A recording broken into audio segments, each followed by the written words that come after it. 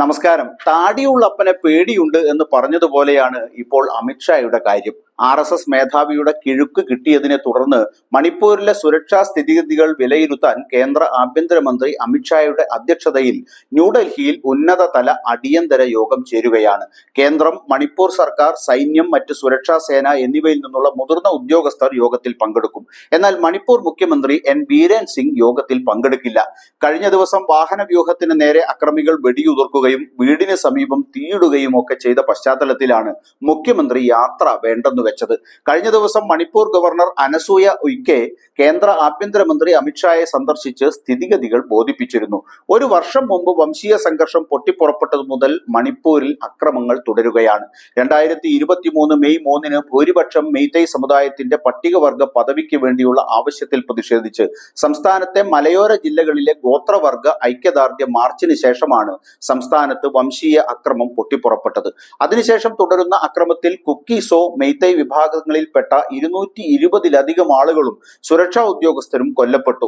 BJP മുഖ്യമന്ത്രി ബീരേൻ സിംഗിന്റെ നേതൃത്വത്തിലുള്ള സംസ്ഥാന ഗവൺമെന്റ് മെയ്തൈ ഭൂരിപക്ഷത്തോടൊപ്പം നിലയുറപ്പിച്ചപ്പോൾ കേന്ദ്ര ആഭ്യന്തരമന്ത്രി അമിത്ഷാ മണിപ്പൂരിൽ ചെന്നെങ്കിലും ഒരു നടപടിയും എടുക്കാതെ കാലം കഴിക്കുകയാണ് ഉണ്ടായത്. മണിപ്പൂരിലെ ജനസംഖ്യയുടെ ഏകദേശം 53% വരുന്ന മെയ്തൈകൾ ഇംഫാൽ താഴ്വരയിലാണ് താമസിക്കുന്നത്. അതേസമയം നാഗകളും കുക്കികളും ഉൾപ്പെടുന്ന ഗോത്രവർഗക്കാർ 40% വരും. പ്രധാനമായും അവർ മലയോര ജില്ലകളിലാണ് താമസിക്കുന്നത്.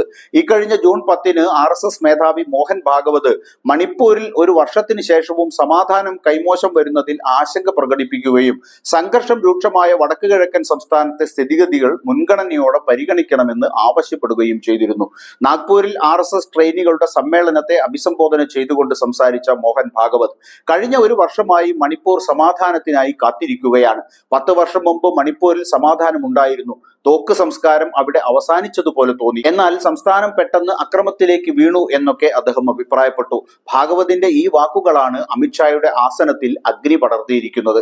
മണിപ്പൂരിലെ സാഹചര്യം മുൻഗണനയോടെ പരിഗണിക്കേണ്ടതുണ്ടെന്നും തെരഞ്ഞെടുപ്പ് വാചാടോപങ്ങൾ മറികടന്ന് രാജ്യം നേരിടുന്ന പ്രശ്നങ്ങളിൽ ശ്രദ്ധ കേന്ദ്രീകരിക്കേണ്ടതുണ്ടെന്നും ഭാഗവത് പറഞ്ഞത് മോദി സർക്കാരിന്റെ നേർക്കുള്ള RSSന്റെ കനത്ത ആക്രമണമെന്ന് വിലയിരുത്തപ്പെട്ടു. ഒന്നുകിൽ അശാന്തിക്ക് തുടക്കമിട്ടു, അല്ലെങ്കിൽ അതിന് കാരണമായി. പക്ഷെ മണിപ്പൂർ കത്തുകയാണ്, ജനങ്ങൾ അതിന്റെ കടുത്ത ചൂടിനെ അഭിമുഖീകരിക്കുകയാണ് എന്നൊക്കെയുള്ള RSS മേധാവിയുടെ കുറ്റപ്പെടുത്തൽ വന്ന ദിവസങ്ങൾക്കകം വിഷയത്തിൽ ഇടപെടാൻ അമിത്ഷാ തീരുമാനിച്ചത് RSS കേന്ദ്രഭരണത്തിന്റെ നിയന്ത്രണം ഏറ്റെടുക്കുന്നു എന്ന തോന്നലുണ്ടാക്കുന്നുണ്ട്. ഭിന്നിപ്പിന്റെ രാഷ്ട്രീയ മുതലെടുപ്പിന് ഉപയോഗിച്ച് മാത്രം ശീലമുള്ള അമിത്ഷായ്ക്ക് ഇപ്പോൾ നടത്തുന്ന ഇടപെടലിൽ എത്രമാത്രം ആത്മാർത്ഥതയുണ്ട് എന്ന് കാത്തിരുന്നു കാണാം.